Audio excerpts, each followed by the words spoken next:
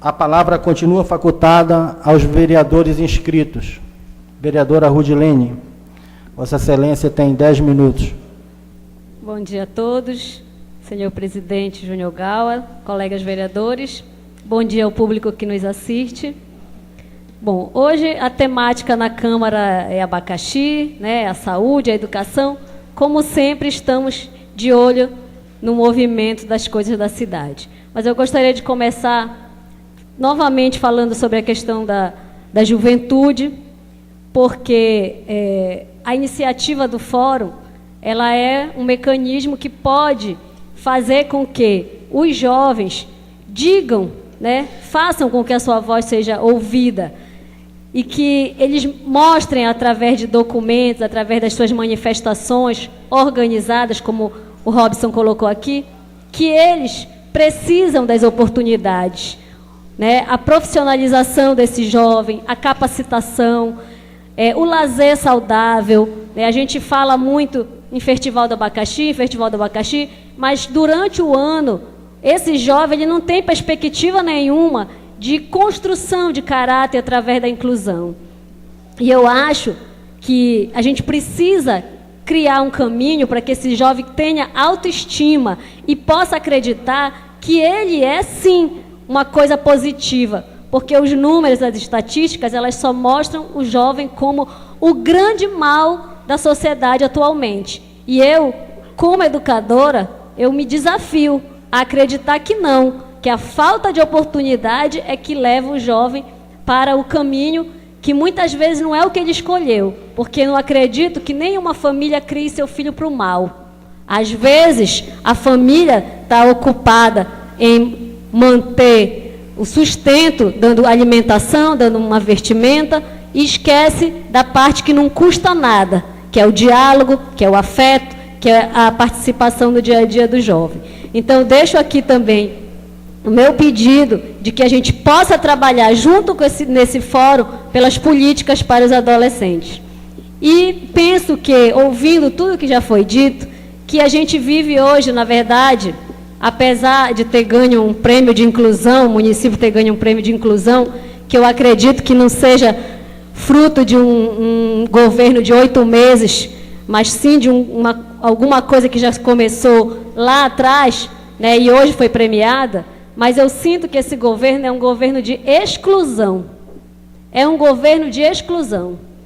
Nós aqui excluímos os jovens da participação, excluímos as crianças, excluímos as pessoas com deficiência, excluímos os barcarenenses das oportunidades de emprego. E agora a gente está vendo que até os barcarenenses são excluídos de entrar no Festival do Abacaxi pela condição financeira. Então, eu acho que a gente precisa realmente entender o que esse governo faz pelas pessoas de Barcarena. Eu estou cansada de reunião. Confesso para vocês que toda semana a gente tem, em média, aqui 6, 7 reuniões com várias categorias. Ouvimos atentamente, chamamos quem é de direito para vir resolver o problema deles, como ontem nós tivemos com produtores de açaí.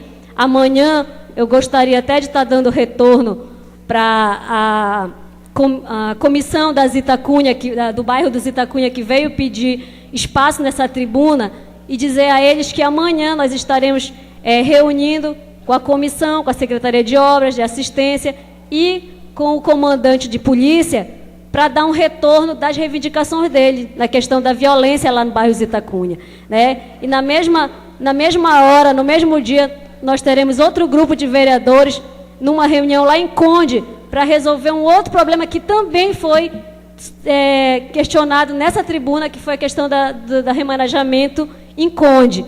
Então, que a gente reúne muito, a gente aborda muitas pautas, fecha muitos acordos, mas e cadê a execução do que se faz acordo aqui? Eu queria deixar claro aqui que isso é um sentimento, não é que a gente não quer trabalhar, é que a gente não vê o resultado desse trabalho. A gente não vê. Então é preciso que tudo que está no papel vire verdade. Chega de trabalhar o papel, a gente precisa trabalhar as ações. Ontem eu estive visitando a APAI e o vereador Padre Carlos já tocou no assunto, porque lá não foi remanejado, porque essas pessoas que trabalhavam na APAE, elas são concursadas, e foram remanejadas de lá o fisioterapeuta, a fonoaudióloga, os 3 serventes que trabalhavam lá, 2 professoras do ensino profissionalizante que estão de licença. Então, a APAE hoje está sobrevivendo do voluntariado. E é muito orgulho que eu tenho de ver que o ser humano, ainda existem seres humanos que fazem alguma coisa para os outros, porque são seres humanos. E ali na APAE você precisa de pessoas especiais para cuidar de pessoas especiais, né? Que a dedicação muitas vezes é dobrada. E lá a gente viu que o recurso do CDMCA vai repassar para a APAE é o valor de R$5.000. Quando que existem outras instituições que têm um trabalho muito menor que vão receber R$100.000. Então é uma disparidade, porque a APAE ela é uma instituição reconhecidamente, né, que faz o seu trabalho. Então é preciso que a gente reveja no CMDCA a distribuição desses recursos. E a questão da fiscalização também de quem recebe esses recursos. Quanto ao posicionamento, eu não sei por que meus colegas vereadores me abandonaram. Muito obrigada, viu? A colocação do vereador Tiago Rodrigues, eu sou da Comissão de Saúde, sou presidente da Comissão de Educação, Saúde e Assistência, e digo a ele que no mês de julho eu estive com o Conselho de Saúde verificando as contas do quadrimestre. E lá naquele dia eu falei ao Conselho Municipal de Saúde, vocês pensem bem antes de aprovar essas contas, porque a gente sabe que aqui há irregularidades. Mas como o Conselho Municipal de Saúde é o primeiro órgão fiscalizador, né, nós deixamos a critério deles. Mas fica também ratificada a fala do vereador Tiago Rodrigues, que se houver a aprovação dessa dívida que ele deixou, no valor de R$2.700.000, nós estaremos aqui na Câmara discordando e tomando as providências cabíveis. A outra questão, as reuniões. Estive numa reunião com o GAOPA, que é o Grupo de Assistência aos Pais dos Autistas, e fizemos uma reunião com o secretário de Saúde, e voltando na pauta reunião, tudo que foi acordado nessa reunião, já se passaram 20 dias e nada foi feito.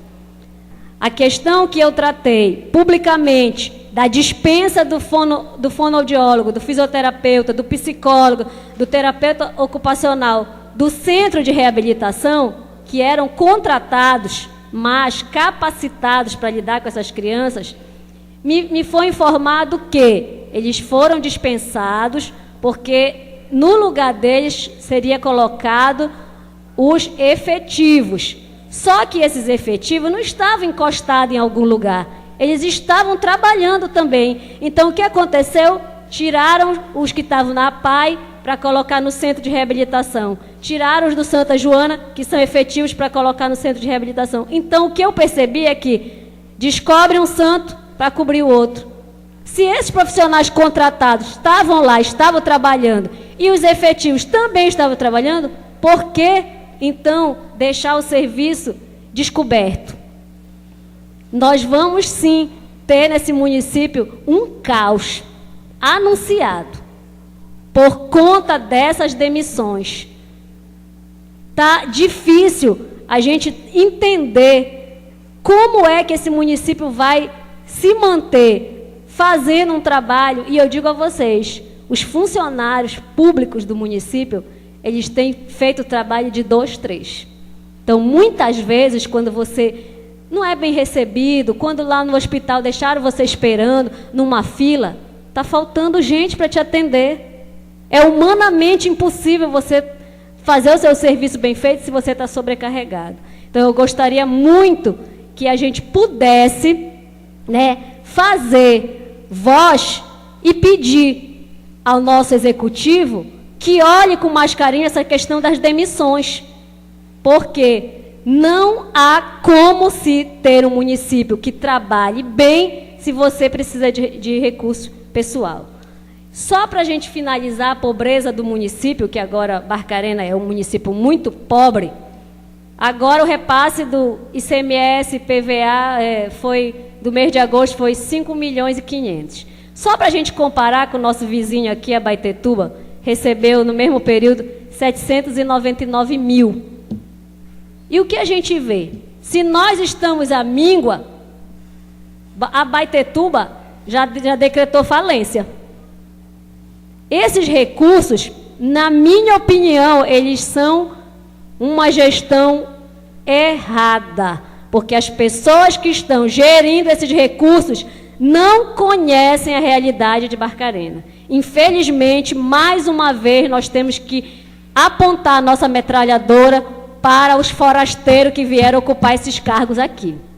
Aqui nesse município existem pessoas competentes que conhecem o trabalho e a realidade de Barcarena. Então é preciso sim que a gente dê vez às pessoas que estudaram, usaram o passe escolar para ir lá em Belém se capacitar e voltam para esse município e não conseguem executar, trabalhar para aquilo que se formaram.